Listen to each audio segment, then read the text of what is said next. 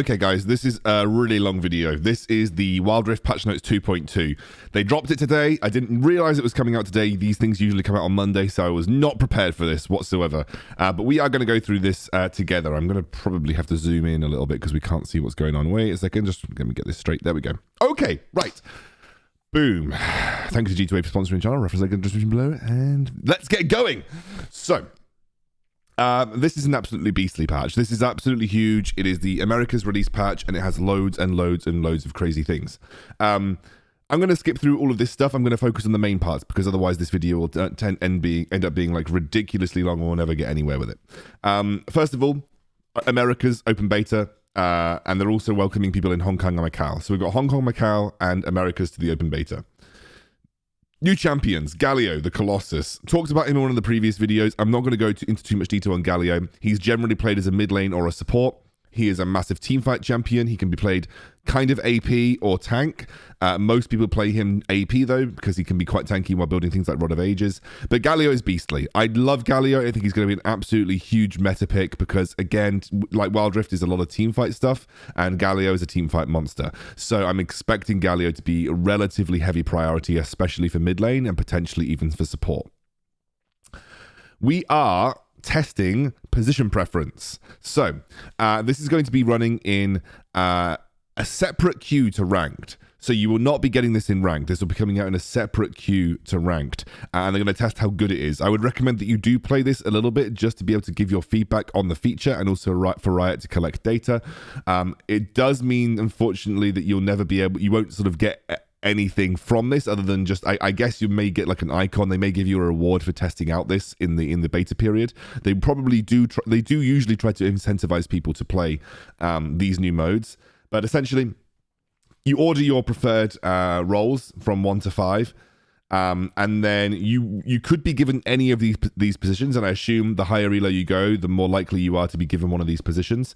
But essentially, you're going to go into Champion Select, you're going to be assigned a position. That's the position that you're probably going to have to play. If you don't play the position that you've been assigned, it's very likely that you could get banned and reported, and generally that's considered trolling. In League of Legends, when you're in role queue, if you just start randomly playing a role that you weren't assigned, it's a pretty heavy marker for getting banned or being flagged as a troll. So just be aware that if you do pick your position and you get one of the positions, especially in your top 3, be prepared to play any of them. Just because you put your first position as whatever doesn't mean you're guaranteed that position. You'll be assigned a position, you'll see them in Champ Select, and champs which are regularly played in your assigned position will be highlighted. You can now also filter position to find appropriate champs while you're playing.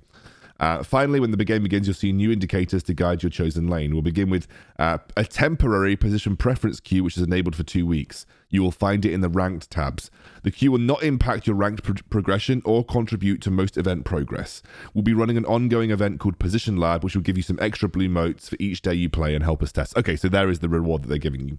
Pending the queue's performance and your feedback, we'll evaluate whether it's ready to roll out into the primary ranked queue at the end of the test. If not, we'll take it back into development for some more tweaks. So, the more you play this, the more feedback you get, and especially if it goes well, it may be at the end of the 2 weeks, they roll this out into ranked. If it's not ready, the feedback's not there, or the feedback is saying that it still needs some work, I imagine it'll go back, and we'll have to wait some time before we get it into ranked. That's basically the TLDR here.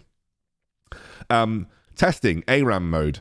I want to TLDR this because there's like a lot of stuff with ARAM, but essentially ARAM is a very casual game mode designed to last about 12 minutes, but obviously can last more or shorter depending on your position. In ARAM, you're all in a single lane. All 5 champions are in a single lane. You are randomly assigned a champion from the champions that you own, and you can re-roll those champions with this little die, which builds up over the more ARAMs that you played. You can also pick any other re-roll champions that other people have discarded as long as you can play that champion. In ARAM, you're going to get these 2 extra spells, Mark and Dash. This is like a little snowball that you throw out. It's a little bit like Lee Sin's Resonating Strike and Sonic Wave. Essentially, you throw this snowball at the enemy. If it lands, you can reactivate the ability and you dash towards them. This is because in ARAM, generally, ranged and poke type champions have an advantage. So you'll find that things like Ziggs is like incredibly obnoxious in ARAM. So the Mark and Dash ability is what I consider an absolute must for any tanks or melee champions looking to instantaneously engage a fight. It's It's a very, very, very strong spell for tanks and melee champions especially. And also Clarity. Clarity gives you a burst of mana back to you and your allies. Yeah, you don't see this played obviously in regular league, but it's obviously in ARAM. Starting on April 5th, so mark it in your diaries, we'll be running a small 3-day test. So play as much ARAM as you can between April 5th for 3 days, and then from April 15th, they'll be rolling it out for 1 month of testing. Essentially, play it. It's a super casual game mode. The TLDR is that when you load in, you have a little bit of extra gold to start with, but you cannot go back and buy items until you die. And when you die, if you leave the shop without buying items, you can't buy any items until you die again. So just make sure that you're aware of that. ARAM is about team fight, team fight, team fight, team fight until you win. It's a very, very heavy brawl mode. Really cool, very casual. I expect it to be a very important mode to the growth of Wild Rift. Ranked Season 2 begins on April the 2nd at 6 p.m. UTC. Reaching gold with 10 wins or more grants you Glorious Jinx. Boom! Glorious Jinx. Look how cool that is. Yeah, it's a great skin. Beautiful, beautiful looking skin, honestly. It's awarded to players who reach gold in Season 2. So that's the one that you get in Season 2. So yes, that's the one that we're going to get next time. What are we getting for this season then? What are we getting for Season 1? Was that the Tryndamere? Because I already have the Tryndamere. That's a little bit confusing. Is Season 1 for... Because I thought Tryndamere was maybe for Season 0, but is Tryndamere supposed to be for Season 1? Anyway, who knows? This looks like the Glorious Jinx, which will be awarded at the end of Season 2. You'll receive an emblem showcasing your highest rank in Season 1 and an icon if you played any games during Season 1. Cool. Wild Pass 2.2. Basically, this is a battle pass. It's going to be pretty insane. Costs 590 wild cores. So, what, the equivalent of about 5 or 6 euros or 5 or 6 pounds. And the Wild Pass Elite offers a bunch of progress missions to turbocharge your progress and costs an additional 400 wild cores. And you can purchase additional levels for 150 wild cores each. I would recommend that you don't purchase levels. That's only for people who cannot play and either want to get the Hexplorer Jax without playing, or yeah, I don't know. I never purchase levels in Battle Pass personally, but these, some people like to purchase it either to get the rewards more quickly, or they can't actually play enough to unlock the Jax. But I usually never unlock levels. But if you want to get the total Battle Pass, it would be 990 wild cores, which I believe is that is a single purchase option. I believe you can buy 990 wild cores for a single purchase on Wild Rift. So that just lines up to the complete Battle Pass package for 990 wild cores, which is the same as a skin, right? This is the same as one of the 990 tier level skins. So no, you probably can't buy 990 wild cores each, but it is basically the same as a skin, and you get Hexplorer Jax at the end plus a load of other rewards. So it's probably worth it, right? It's a very good value pack. They're testing 120 Hz support, which is good for me because I have a 120 Hz phone, which is the OnePlus 8 Pro. Things like the Razer Phone 2, etc. They are all 120 Hz, so it's going to be cool to see that tested. Items. Several new items are on their way, including Winged Moonplate, Force of Nature, and Frozen Heart. I'm just going to quickly skip over to that so we can just quickly, again, take a double look, and apparently that does not exist. Never mind. Frozen Heart. I can't remember what Winged Moonplate is. That's the one that... Do you know what, guys? We're going to just quickly have a look. Okay, so Winged Moonplate, which I actually thought it was Sunfire Aegis. I'm not going to lie. I didn't think we were getting Winged Moonplate. But Winged Moonplate in League of Legends builds into Deadman's Plate, and it's essentially some health and some movement speed. I thought we were getting Sunfire Aegis, but I'll just hold on for that for the time being. Force of Nature, which I believe they're replacing Adaptive Helm, and Frozen Heart, which is basically an attack speed reduction item, which is armor, and it's very good against high attack speed carries. We're getting some awesome skins. Kind of talked about them before. Corgi, Debonair Galio, which is a cool skin. Draven, which is it was actually originally an April Fool's skin, so I imagine that's coming out on April Fool's.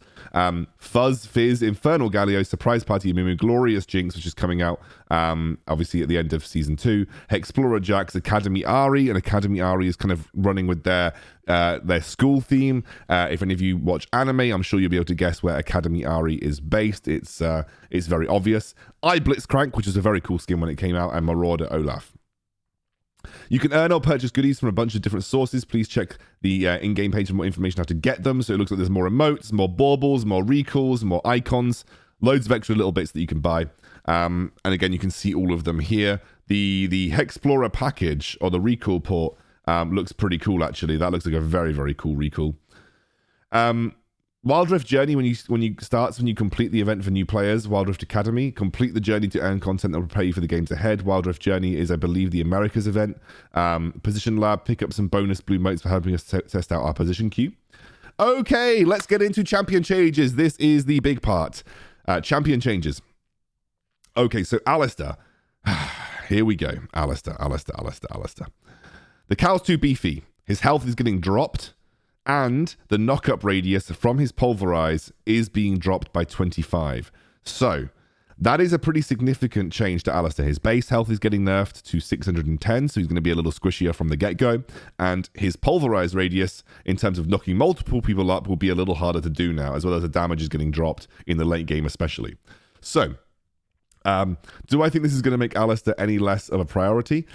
Probably not. I mean, look, this base health nerf will affect his level 5, especially with his ultimate. He's going to be slightly easier to take down. And this knock-up radius especially is a pretty significant change. I'm actually quite sad about that change. I really felt we could have kept the knock-up radius in the place where it was and maybe nerfed the ultimate damage reduction a little bit. But irrespective, I still think Alistair will be a great support. Now, whether he's going to remain the best support in the meta, especially with Galio around, is a little difficult to tell. This might bring him more in line with some of the more other popular supports, but we'll have to see what other support changes are on the cards before we get through. Amumu, he's tiptoeing over the line for our win rate tolerance. That's really interesting to hear. Amumu generally doesn't do super well at high elos unless he's against Shyvana, so I'm guessing Amumu was becoming a little obnoxious across the average and the skilled tiers. His armor is getting dropped by 5, so he's getting the Olaf treatment. He's getting less health per level. He's getting a slower AP ratio on his Despair, and that's cutting the damage down by 25% on his AP scaling. And the Curse of the Sad Mummy cooldown is going up by 10 seconds across the board. Well, I can tell you this, Olaf, Amumu probably won't get played a huge amount of high elo with these changes. It may be that just brings him into line of where he should be across the other elos, but that to me is, these are some pretty big hits for Amumu, especially because the accepted build for Amumu has always been kind of a heavy AP build path. So maybe Tank Amumu has a place, especially with some of the new items, but this is a pretty heavy hit to Amumu, and I think he will struggle to become meta. I don't see Amumu being high tier with these changes. Corki. Cleaning up Corki's kit by removing an unintuitive mechanic for Corki automatically converted physical vamp to magic vamp when auto-attacking. Corki's attacks will no longer convert physical vamp into magic vamp and will instead behave as normal. Wait a second. That meant that Blade of the Ruined King worked on Corki this entire time? What the f***? Oh my god. I was flaming people for building Blade of the Ruined King on Corki because I was like, he only does 20% physical damage. But actually he was converting physical vamp into magic vamp. Okay, well, now, for sure, this means that Corki cannot really make use of Blade of the Ruined King. So don't build Blade of the Ruined King on Corki. But Christ alive, I didn't know that he was converting physical vamp into magic vamp. I thought you had to build the Omnivamp boots and that was it. Christ! I was like, what the f***? Like, I did not know that. I did not know that. That's insane. Darius. Sometimes it takes tactical genius to break a fortress. Sometimes you just have to hit it harder. Darius is now unstoppable during the custom. Darius is already good enough. He's already good enough. He's already good enough. Guys, he's already good enough. Darius is already good enough. Okay, never mind. Dr. Mundo. Dr. Mundo's jungle presence is creeping into OP territory. Okay, well, I've seen Mundo kind of be very strong in jungle somewhere, but not in high elo, that's for sure. Max damage versus monsters is dropped in the early game, so his clear speed's going to get hurt a little bit earlier on. And his masochism, which is his kind of like empowered basic attack, that's getting dropped, and especially by 1.5 seconds in the late game. That is increasing his late game cooldown on Masochism by 50%. And that's not going to only affect his jungle, that will affect his top lane as well. Obviously, this does not really impact his top lane ability, but this is actually a very significant change in my eyes. That's a bit insane. You definitely max Infected Cleaver in most scenarios now. There were some people that maxed Masochism, and I think a lot of people did max his third ability first, but 4.5 seconds, that's brutal. That's a really, really big hit to Dr. Mundo. Jim, tuning down some of Jin's PvE power from bullying through the tempo as opposed to finding good trades with the champion. Captive Audience now deals 65 damage to Dungeon champions. Okay. So Captive Audience is his trap. Jin used to be able to clear waves with this trap relatively easily, but Jin wasn't exactly in a super strong spot. This is going to make Jin even worse, honestly. One of the things that Jin was good at was pushing lane quickly and just clearing waves, and now he's not even going to have that. So that's a bit of a feels bad man for Jin, honestly. Oh my God, wait a second, my heart. My heart. Oh God, they've done it. Okay, right guys, I'm preparing myself, I'm psyching myself up. Orianna! Despite systematic nerfs, we're taking another swing at Orianna's lane bullying in order to stem the inevitable robot midline uprising. Riot, you beautiful bastards. Yep, here we go. Health at level 1 dropped. Command attack cooldown up in the early game with an AP ratio drop of 0.4. Base damage dropped by 10 across the board, and command protect base damage dropped by 10 across the board. Yeah, okay. These are some good changes. These are some very good changes. Obviously, one of the big things that made Orianna a bit oppressive in the late game was her dissonance damage, her second ability scaling. However, this is going to make her much easier to deal with in the early laning phase. That means that if you're playing against an Orianna, you're going to have more windows to try and shut her down before she gets to the late game. These, I think, are, whilst I would have probably tried to try and chew down her late game dissonance power, I get the impression that the balance team essentially thought of it like this. They said, well, Orianna's supposed to be a late game carry mage. Like, if she gets to that point, she is supposed to be chunking people with her dissonance. So we're going to try and tune down her early game to make her slightly easier to deal with. And because she was pretty much a lane bully. And now this is going to like open up windows where you can push her a lot more readily. Like the Corki Orianna matchup now shouldn't be so difficult for Corki to deal with, for instance. But finally, thank God, Riot, you bastards, you've done it. Pantheon. Okay, so he kind of sucked. So I'm assuming this is buffed without even looking at it. Bringing the aspect of war back in line with his PC counterpart. Comet Spear. Mortal Will no longer slows. Well, that's a nerf. Shield Vault now correctly resets and empowered attacks cannot be interrupted. That's a little bit of a buff. No longer blocks turret damage. No longer has an extended duration. Now gains 60% movement speed for 1.5 seconds when slamming shield. The spear that lands before Pantheon now slows by 50% for 2 seconds and deals Comet Spear's damage in a small area. Okay. I wouldn't say these changes are going to make Pantheon any better, that's for sure. I would not sure. Yeah, these changes are not going to make Pantheon any better. That's for sure, guys. So you can't block turret shots anymore, which is obviously what happened in the PC version. You can no longer slow with your empowered first ability. You do get a little bit of a buff to your Grand Starfall and a slight bug fix buff to your Shield Vault. The movement speed when using Aegis Assault is relatively interesting. That means you can move out of situations a little bit more readily, or you can be a bit more aggressive. We'll have to see. I think Pantheon's damage is still very lackluster. Let's see what happens. There might be some item changes though, so we're going to keep going. Teemo is in a pretty healthy spot in level play, but overperforming in level lower ranks, reducing his snap escape potential, which we think is relied on more by players who need to use it to recover from being out of position. So his channel time for guerrilla warfare is up to 1 second. Cool. Irrelevant for most people. Teemo's still bad. But yeah, in lower levels, I can see why Teemo would be obnoxious and just giving him that little extra. So notably, no changes to Akali, no changes to well, actually, they changed the people that I was mostly concerned about was Zalister and Orianna. Evelyn is still going to be super strong, though. Akali is probably still going to be high tier. So those two champions, especially in the jungle, Evelyn is going to be still ridiculously obnoxious in competitive and not competitive, sorry, in high level play. I know that for sure. But Orianna and Ali nerfs, they were two, in my opinion, very, very strong champions for the current state of the game. I'm going to be interested to see where Orianna lands after these nerfs. I might wait a little bit before putting out a tier list with this patch, because I'm going to need to really gauge where Orianna and Alistair lie in terms of priority in those lanes. Okay, we're rolling out a big round of item updates aimed primarily at tanks to help flesh out the item roster.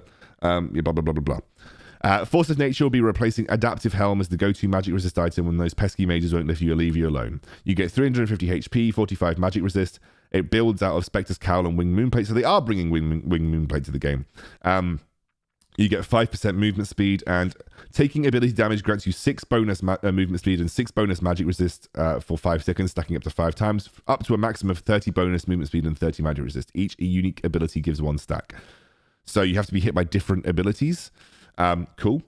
Frozen Heart. Use Frozen Heart's aura, blah, blah, blah. It basically reduces attack speed. 70 armor, 300 mana, 20 ability haste. So some good stats, and it builds out of Glacial Shroud and Warden's Mail. And it reduces the attack speed of nearby enemies by 15%. So high attack speed carries, Kai'Sa, Vayne, Jinx, even Frozen Heart's going to be a good way of like counteracting them. It's pretty much a good anti-AD carry item.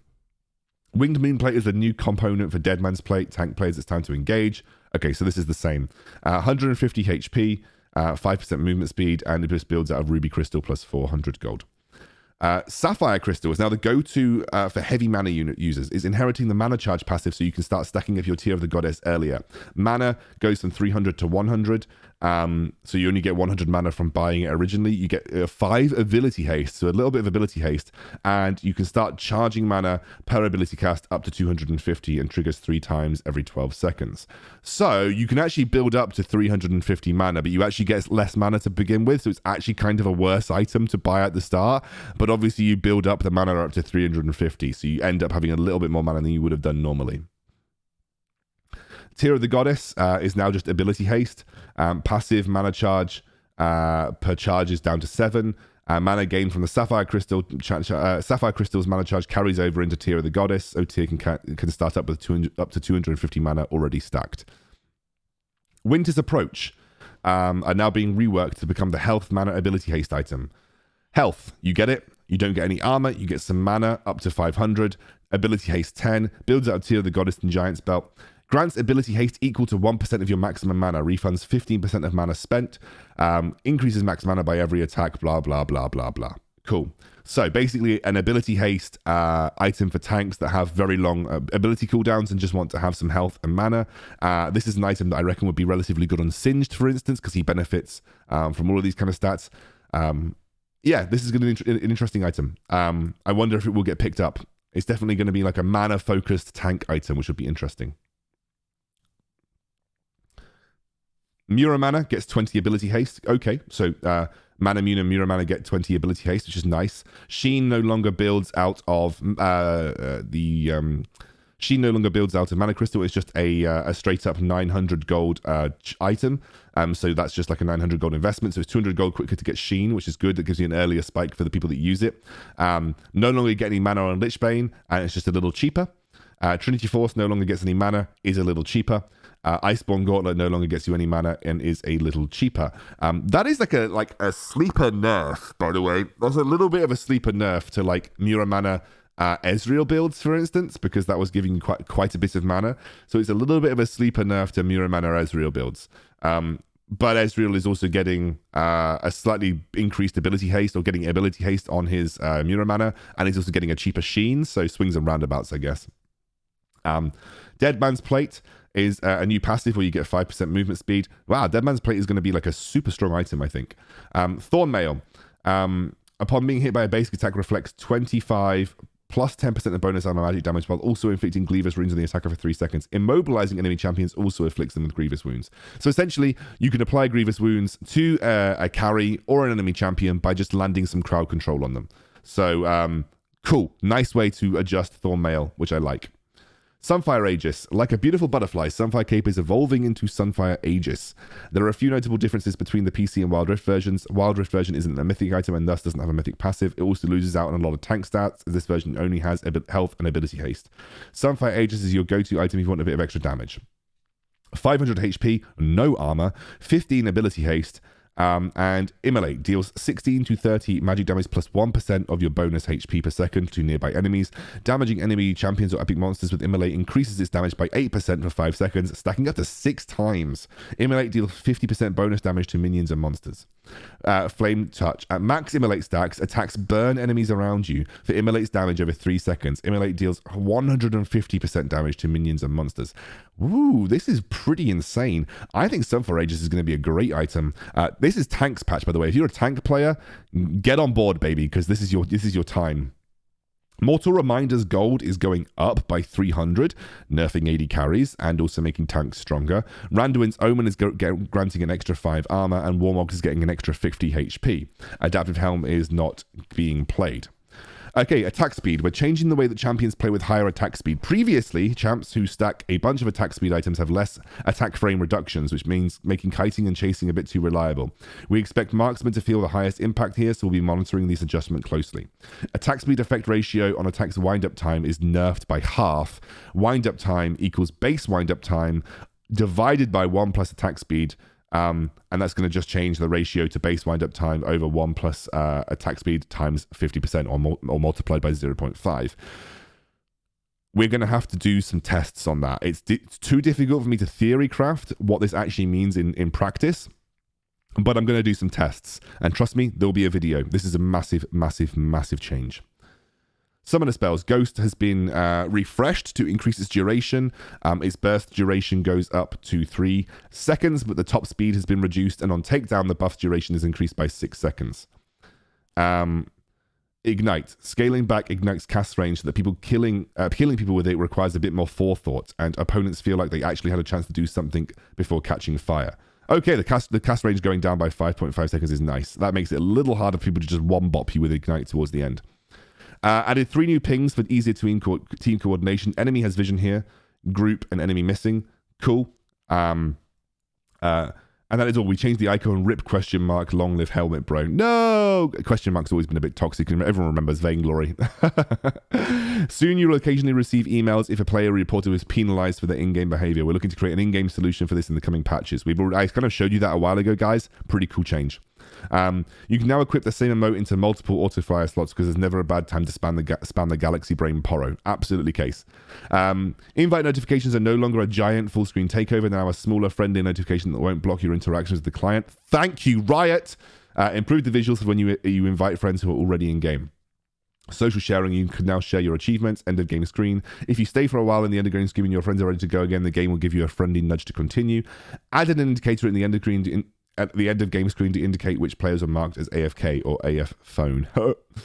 Added new graphics presets, performance graphics, and custom. Okay, so just some new graphics presets if you want to have some presets. I always do custom for mine. Added new FPS options. 40, 90, and 120. I have this on my phone. This is interesting. A 40 FPS option. I know there's some people couldn't hit 60 FPS, but didn't want to have 30 FPS, so that's interesting. And they have a 90 FPS option as well.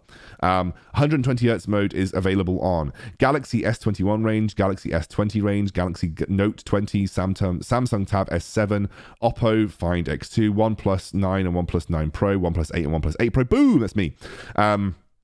Dead zone tuning. You can now tune your ability button dead zones. Basically, you have to drag. You have to drag out beyond the dead zone in order to activate the ability. The bigger the dead zone, the harder it is to accidentally drag the ability when aiming. Cool. Okay, that's pretty cool. So we'll, I think, just adjusting on personal preference, basically. Due to how we constrain the center of the move stick, it is possible to input a movement direction that is opposite to your initial drag direction when you first touch the screen. We think this is frustrating for less experienced players, so we are reducing the likelihood of this happening by allowing the center of the move stick to be closer to the edge of the screen. Can now be centered close to the edge of the screen on the first touch, similar to move stick type follow. Loads of stuff for new players.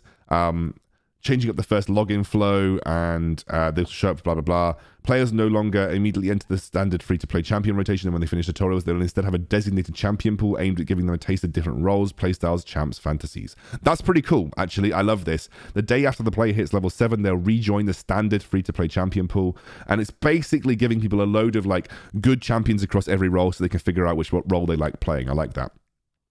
Raise the in-game camera height on some tablet devices. Okay, boys. Is this the iPad and tablet fix? Am I going back to playing on the tablet? That's the real question. They didn't specify what tablet devices though. I'm assuming iPad. I wonder what kind of change that's going to have for iPad. Added map visuals to better indicate when Blue Sentinel, Red Brambleback, or Rift Scuttler is about to spawn. Case of better map indicators for neutral objectives. Added visual to help indicate lane assignments more clearly in game. Improved visuals for tower aggro. Danger zones now have more solid coloring, so new players know exactly when they have drawn tower aggro. Added an option to hide in-game names or change them to champion names. I love it. Malphite's 3D model background in the collection page is now based in Ixtal, which is where he's from. Event missions will now progress even if you're playing on a different server. Events with temporary personalization content like spawn effects and home guard trails will now show in the event panels under the equip menu. Continue to address performance and latency issues. So that's for all the lag and the performance issues. Champ select filters now let you pick by position, solo lane, jungle. In refunding content through the App Store, will put your Wild Rift account in. If refunding content would put your Wild Rift account into the negative, you'll be temporarily suspended as a precaution. Reach out to player support to regain access. Interesting. And we have a new free-to-play champion rotation. Dude, that's everything. 30 minutes. That's a pretty insane patch. AD carries suck. Tanks rule. Let's go, baby. 2.2. Boom.